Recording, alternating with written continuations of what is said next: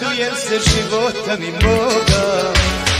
Iznenada u kafani staroj, sinoć sretnog prijatelja svoga. Gde si druže, reče mi sa žarom, radujem se života mi moga.